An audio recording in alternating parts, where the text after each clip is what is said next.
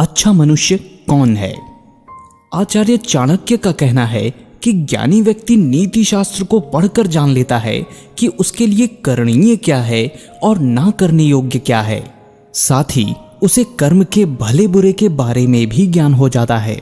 कर्तव्य के प्रति व्यक्ति द्वारा ज्ञान से अर्जित यह दृष्टि ही धर्मोपदेश का मुख्य सरोकार और प्रयोजन है। कार्य के प्रति व्यक्ति का धर्म ही व्यक्ति धर्म यानी मानव धर्म कहलाता है, अर्थात मनुष्य अथवा किसी वस्तु का गुण और स्वभाव। जैसे अग्नि का धर्म जलाना और पानी का धर्म बुझाना है, उसी प्रकार राजनीति में भी कुछ कर्म धर्मानुकूल होते हैं और बहुत कुछ धर्म के विरुद्ध होते हैं। गीता में श्री कृष्ण ने युद्ध में अर्जुन को क्षत्रिय का धर्म इसी अर्थ में बताया था कि रणभूमि में सम्मुख शत्रु को सामने पाकर युद्ध ही क्षत्रिय का एकमात्र धर्म होता है। युद्ध से पलायन या विमुख होना कायरता कहलाती है।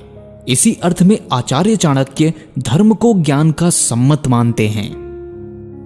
राजनीति विश्व की शांति के लिए आचार्य चाणक्य ने यह अत्यंत महत्वपूर्ण बात कही है कि मनुष्य को यदि राजनीति के सूक्ष्म रहस्यों का ज्ञान हो जाए तो केवल इतने ज्ञान से ही वह अपने सर्ववेत्ता होने का मार्ग प्रशस्त कर सकता है। कहा जाता है कि कोई भी व्यक्ति संपूर्ण बातें नहीं जान सकता, अर्थात उसे सभी बातों का ज्ञान नहीं हो सकता, पर अनेक बातों और विषयों की उसे अच्छी जानकारी तो हो ही सकती है। चाणक्य ने कहा है कि जो उनके ग्रंथ अथवा राजनीति से संबद्ध उनकी बातों को जान लेगा वह राजनीति शास्त्र का प्रकांड पंडित हो जाएगा।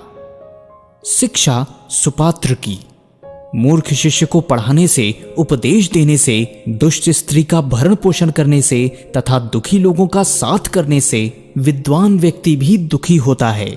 यानी कह सकते हैं कि चाहे कोई भी कितना ही समझदार क्यों ना हो, किंतु मूर्ख शिष्य को पढ़ाने पर, दुष्ट स्त्री के साथ जीवन बिताने पर तथा दुखियों के बीच में रहने पर विद्वान व्यक्ति भी दुखी हो जाता है। साधारण आदमी की तो बात ही क्या।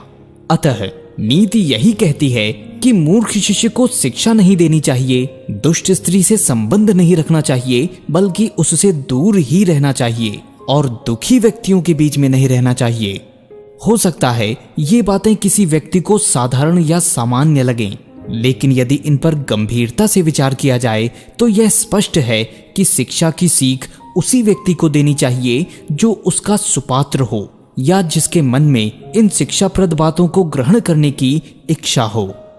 एक बार वर्षा से भीगते एक बंदर को चिड़िया ने घोंसला बनाने की शिक्षा दी, लेकिन बंदर उसकी इस सीख के योग्य नहीं था। अतः झुंझलाए हुए बंदर ने चिड़िया का घोंसला ही उजाड़ डाला।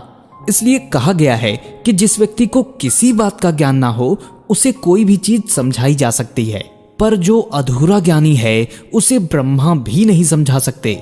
इसी संदर्भ में चाणक्य ने आगे कहा है कि मूर्ख के समान ही दुष्ट स्त्री का संग करना या उसका पालन पोषण करना भी व्यक्ति के लिए दुख का कारण बन सकता है, क्योंकि जो स्त्री अपने पति के प्रति आस्थावान ना हो वह किसी दूसरे के लिए क्या विश्वसनीय हो सकती है? नहीं। इसी तरह से दुखी व्यक्ति जो आत्मबल से हीन हो चुका है, निराशा में डूब चुका है, उसे कौन उबार सकता है? इसलिए बुद्धिमान को चाहिए कि वह मूर्ख व्यक्ति, दुष्ट स्त्री या दुखी व्यक्ति तीनों से बचकर आचरण करे।